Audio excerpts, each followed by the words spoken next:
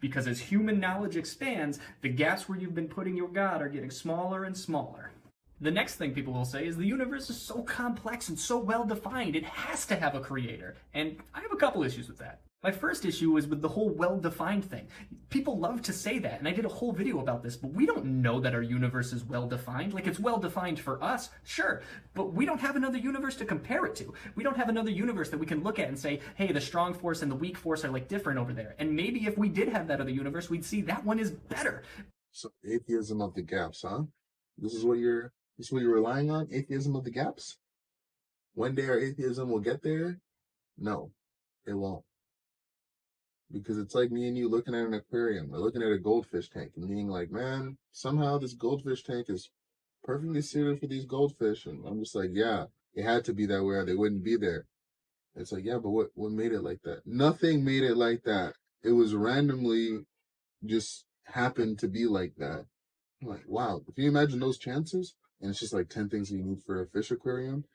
But for the universe, it's like a billion things that have to go right.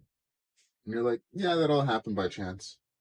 No, I don't have as much faith as you to believe that. Better, but we don't. There's no way to compare this to another universe and say that this one is well defined or better than something else. And saying that the universe is so complex that it has to have a creator creates an infinite regression within itself. Because if something is complex, it must be created. So then, if your God created the complex universe, your God must be more complex than the universe itself. Therefore, something more complex than your God must have created your God, and something more complex than that must have created that, and it goes on forever. You see the whole That's the infinite regress.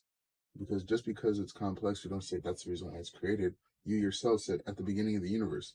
Well, we know there's a beginning. We know things are expanding. If you reverse it, then it goes back to a point. It goes back to a starting point. That's why we say the universe is created. It needs to have a creator. It began. It needs to have a beginner. But when we talk about God, do we say God was created at this point? Or do we say God's eternal? Do we believe this? Is this what the Bible says? Is this what has to kind of be a fact? That there has to be a first mover? That things can't just infinitely regress because it would never get to any point? There needs to be a starting point logically, and that starting point is God. So God is not a thing that is created. Since God is eternal. So no, the question of is God created, who created God is not even a question that makes sense. Because then you're assuming in that question that it's created. But if you were to say, no, God's not a created being, then to ask who created him doesn't make sense.